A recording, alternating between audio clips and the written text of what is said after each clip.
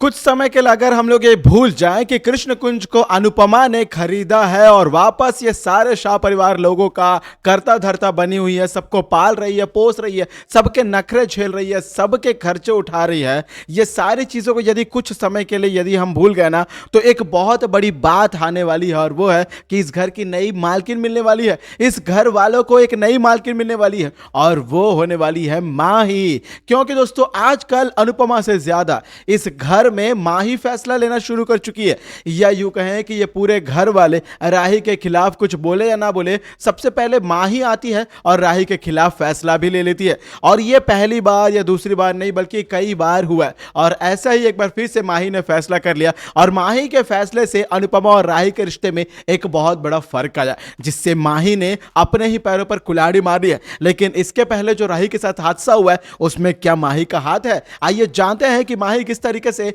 राही की जिंदगी बर्बाद करने पर तुली हुई है और राही और अनुपमा की जिंदगी के बीच में एक बहुत बड़े कांटे की तरह चुभी हुई है। आइए जानते हैं असली मांजरे को आज के इस खास रिपोर्ट में। नमस्कार दोस्तों, आप सभी का स्वागत है आपके अपने चैनल टाइम्स ऑफ मीडिया में, जहां पर मैं आपका अपना होस्ट वेणु कुमार आपके अपने पसंदीदा शो अनुपमा से जुड़े एक और बड़े अपडेट को लेकर आप सभी के सामने हाजिर हूं, जहां पर हमारी अनुपमा की वापसी हुई है, यानी पुलिस स्टेशन से वापस अनुपमा आई है। जिसके बाद अनुपमा को वो जो बातें थी, जो कस्टमर ने बोली थी कि आज तक आपके ऊपर इतना भरोसा किया था, आज तक कभी भी अनु की रसोई से कोई कंप्लेन नहीं आया, कभी भी किसी की जान का खतरा नहीं हुआ, लेकिन आपका खाना खा के हमारे मेहमान लोग पूरी तरीके से बेहोश हो गए हैं, कुछ लोग उल्टियां कर रहे हैं। ये सारी बातें ना अनुपमा के दिमाग में गोल गोल घूम रही है, लेकिन अनुपमा इन बातों से निकलना चाहती है। लेकिन ये शाह परिवार वाले अनुपमा को निकलने का मौका दे तब ना, इसी के लिए सारे लोग पहुंच जाते हैं अनुपमा के दरवाजे के बाहर, जहां पे अनुपमा ने खुद को कमरे में बंद कर लिया। क्योंकि अनुपमा इस वक्त इसलिए चुप है क्योंकि वो अपना दर्द में अपने आप को फील कर रही है, यानी वो कुछ फैसला नहीं कर पा रही, उस स्टेट में है जहां पे वो कुछ बात नहीं कर पा रही है। लेकिन हमारे घर में एक लौती ऐसी मेंबर है जो लगता है जिसे कि वो अनुपमा को कुछ ज्यादा ही समझती है, उसे लगता है कि वो अनुपमा कुछ ज्यादा ही जानती है, और वो है मोहतरमा माही मोहतरमा।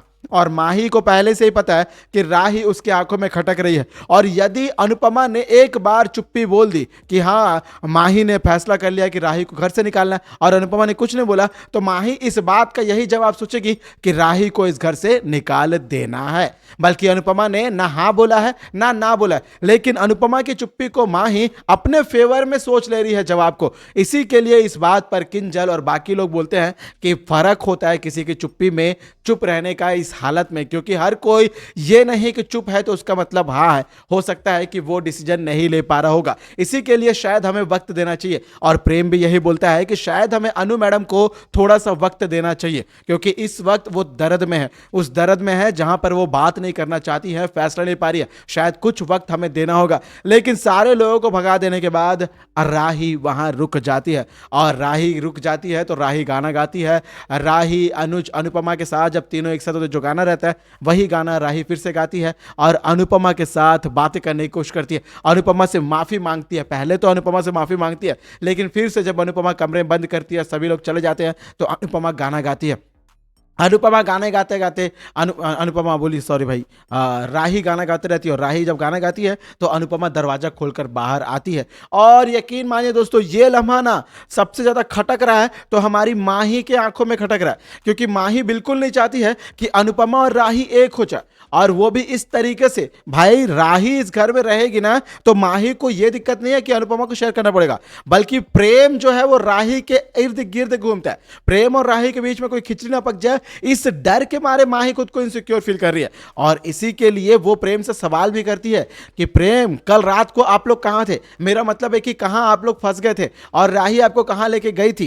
तो प्रेम बोलता है कि नहीं माही, राही मुझे लेकर नहीं गई थी, बल्कि मैं राही को लेकर गया था। इसलिए लेकर गया था क्योंकि उसके साथ जो बाढ़ का हादसा हुआ, जो भी चीजें घटी, और उसके बाद जो आरोप लगा, जो अनुपमा अरेस्ट हुई, ये सारी बातों से उसे मैं थोड़ा सा माइंड रिलैक्स करना चाहता, उसे स्ट्रेस फ्री करना चाह रहा था, उसे मैं थोड़ा थोड़ा सा संभलने देना चाह रहा था, इसीलिए मैं उसे लॉन्ग ड्राइव पर लेकर गया था और हम ऐसे जगह पर थे जहां पर नेटवर्क मौजूद नहीं था। इसी के लिए मैं आपका कोई भी कॉल अटेंड नहीं कर पाया या आपका कॉल मेरे पास तक नहीं पहुंच पाया। और इतना ही नहीं बल्कि माही तो इतना इनसिक्योर हो रही है कि आप ना उस राही की बातों में मत आइएगा।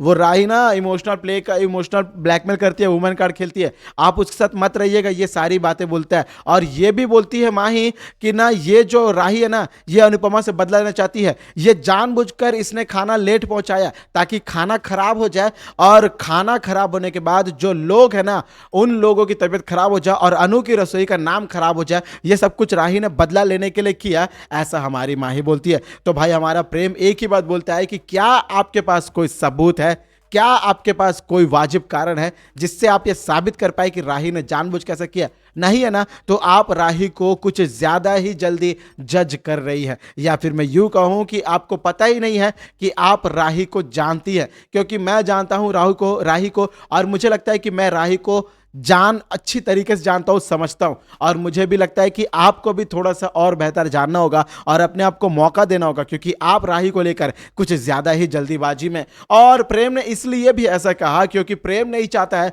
कि अब राही के कारण कोई मैस हो और राही और अनुपमा के बीच में कोई दूरी आए, क्योंकि प्रेम शुरू से यही चाहता है कि राही और अनुपमा एक दूसरे से घुल मिल जाए, इनके बीच के सारे गिले शिकवे दूर हो जाए। और इसी के लिए तो भाई इतने दिनों से प्रेम इधर आया हुआ है, और यकीन मानिए जब से प्रेम आया है तभी तो राही और अनुपमा का मिलन हुआ है। प्रेम की वजह से ही तो अनुपमा द्वारका गई थी, द्वारका जाने के बाद ही तो अनुपमा को उनकी राही मिली थी, उनकी आद्या मिली थी, और अब प्रेम के आने के बाद ही वापस ये इन दोनों को एक भी करना चाहता है। तो ये कहा जा सकता है कि प्रेम ही है जो राही और अनुपमा को एक कर रहा है, और ये बातें कुछ दिन में हमारी माही को पता चलेगी। हालांकि माही जो ख्याली पुलाव पका रही है कि प्रेम उससे प्यार करता है, वो उसे अपनी गर्लफ्रेंड मानता है वगैरह, जो भी बातें, ये बातें उसने इशू को बता के रखी है, अलग ही लेवल का एक मिसकंसेप्शन बना के रखा है, एक वहम है जिसमें वो जी रही है। तो उसके इस भ्रम वाली दुनिया को तोड़ना जरूरी है। इसी के लिए जल्द ही रामलीला का खेल खेला जाएगा। रामलीला होने वाली है